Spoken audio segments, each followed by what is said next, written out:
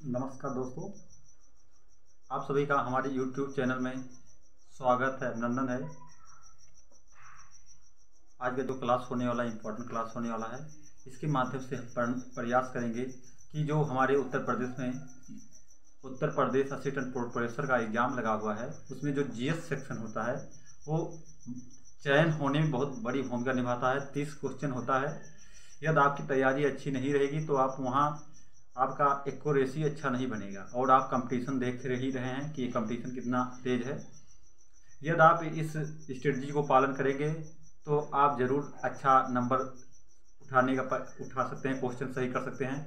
क्योंकि मैं इससे पहले वाले में 50 वाले विज्ञापन में मैंने दिया था तो मेरा उसमें 26 क्वेश्चन करेक्ट था GS सेक्शन से, और सब्जेक्ट में बहुत कम सही था, 43 क्वेश्चन ही।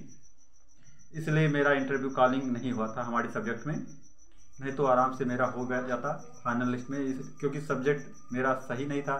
सब्जेक्ट सही करने का प्रयास अभी कर रहे हैं और सब्जेक्ट के लिए मेहनत भी कर रहे हैं। चलो देखते हैं आगे क्या होता है। चलो आपको जो मैंने मटेरियल फॉलो किया था इससे पहले वाले में वही आपको बताएंगे। और सिलेबस में देखिए आप निकाले हुए हैं, हम इसको सिलेबस के अनुसार हम पढ़ाई करते हैं और आप सबको फॉलो करना चाहिए इसी को।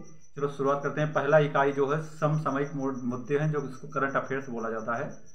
इसके लिए आपको जब एग्ज़ाम 10 से 15 रोज बचे आपके सब्जेक्ट का, क्योंकि 1-1.5 महीना परीक्षा चलता ही है, तो उस समय आप स्पीडी ले आइए। स्पीडी जो मोड ऑफ इनफ है, उसके अलावा आपको कोई कुछ पढ़ने की जरूरत नहीं है। यदि आप उतना कर लेते हैं तो आराम से आपका क्वेश्चन निकल जाएगा एक करंट अफेयर्स के लिए।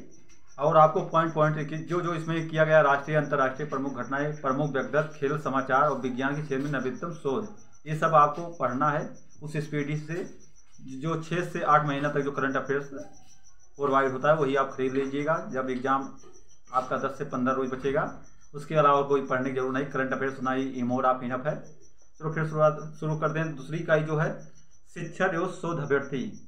शिक्षक एवं शोध अभ्यर्थी के लिए मैं आपको रिकमेंड करूंगा कि जो आप KVS मदान जी का पुस्तक UGC नेट के लिए और JRF के लिए आप जो पढ़े हैं उसी को आप फॉलो करिएगा।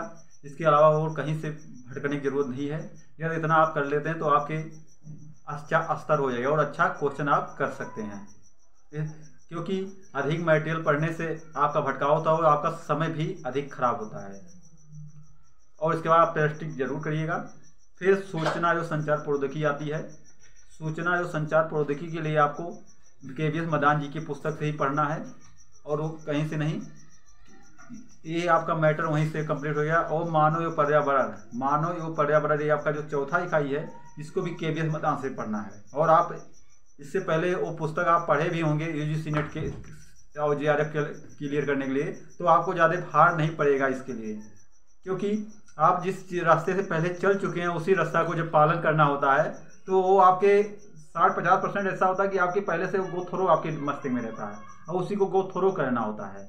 और जब आप नया पुस्तक लाकर फिर पढ़ते हैं किसी चीज़, जैसे पर्यावरण के लिए आप दूसरा पुस्तक लेकर आकर पढ़ेंगे तो आपके लिए दिमाग पर नया आएगा, नया चीज़ मिलेगा, तो आपके भार पड़ता जाता है। इसलिए जो आप पुस्तक पहले से फॉलो कर रहे हैं उसी को फॉलो करिए और अच्छे से फॉलो करिए।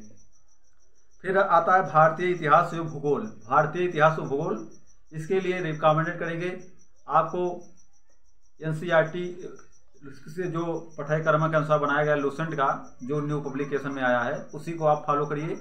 यदि आप इसको चाहेंगे तो समझिए एक रोज में एक बार आप रिवीजन कर लेंगे।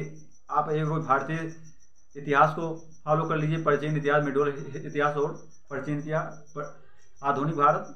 उसके बाद भूगोल को, इसको तीनों आप फॉलो कर लीजिए। ये हो जाएगा आपका। एक भारतीय संविधान और अर्थव्यवस्था, ये भी आपका लूसेंट से ही कंप्लीट करना है। इसके अलावा और कहीं भटकने की जरूरत नहीं है। इतना यदि आप कर लेते हैं तो आपका क्वेश्चन अच्छा बनेगा। और मिसलेनियस पार्ट भी कुछ देख लीजिएगा, साइंस देख लीजिए, उससे जो आप पढ़ रहे हैं लूसेंट, क्योंकि वहाँ पर एक एक क्वेश्चन से, या जब एक क्वेश्चन से आप इंटरव्यू के लिए कॉल नहीं होते हैं तो आप अपने आप में रोते हैं। इसलिए इतना मेहनत करके जाइए कि आपका ऐसे इतना कमांड बना रहा है कि आप इस एग्ज़ाम को क्लियर कर लेंगे। बताते हैं जब हम पेपर देकर आए तो देखिए एक्यूरेसी मेरा सब्जेक्ट जो जीएस था, मैंने एक मित्र हमारे जो परीक्षा देने गए थे वो बात पूछे कितना क्वेश्चन आप किए हैं, तो मैंने कहा सर मेरा 87 जो करंट अफेयर जीएस का था पैटर्न, उसमें मेरा 27 क्वेश्चन सही था, मैं वहाँ पर वो किया था। लेकिन जब आकर घर पर देखा तो एक क्वेश्चन मेरा गलत हो गया, तो 26 क्वेश्चन, और सब्जेक्ट पे मैंने 54 बता रहा था, और 54 से 11 क्वेश्चन घर से चला गया, सोचिए आप। और वो 11 क्वेश्चन बहुत कठिन नहीं था, इजी था, और ये दोनों मेरा बन जाता 54 और 26, आप तो समझ सकते हैं 80-82 क्वेश्चन, वो मेरे सब्जेक्ट का 67 क्वेश्चन बना था, और मेरा अच्छा से टॉप लिस्ट में नाम आता। लेकिन सब्जेक्ट मैं सही किया नहीं और मेहनत नहीं किया, इसी का फल मुझे मिला। इसलिए आप जितने सिलेबस हैं आपके सब्जेक्ट का, हर पार्ट को कुछ ना कुछ जाने ही जरूर, और वहाँ पर आप सही से वो करिए और प्रैक्टिस जरूर करिए, और आप पैटर्न देखती है उसी प्रकार से क्वेश्चन जब आप पढ़ाई करिए तो आप देखिए क्वेश्चन कैसे बनता है, और उसी प्रकार से अपने आप को फॉलो करिए और उसी प्रकार बनने का प्रयास कीजिए, और अच्छा अध्ययन कीजिए कि आपको सिर्फ क्वालिफाई नहीं करना, आपको इंटरव्यू भी फेस करना है, और कल आपको एक असिस्टेंट प्रोफेसर के रूप में जॉब करना है। इसलिए अच्छा से पढ़िए, बिना भटकाव, बिना उसका। यहीं पर ये वीडियो हम समाप्त करना चाहते हैं। यदि आप सबको ये वीडियो अच्छा लगे तो लाइक ज़रूर करिएगा भाई, और शेयर भी करिए अपने फ्रेंड को, और ऐसा वीडियो मैं लाता रहूँगा। आप सभी का हमारे यूट्यूब से आप सबका शुभकामनाएं है कि आप अपने जीवन में जरूर सफल हों और अपने लक्ष्य पर भी सफल हों। धन्यवाद।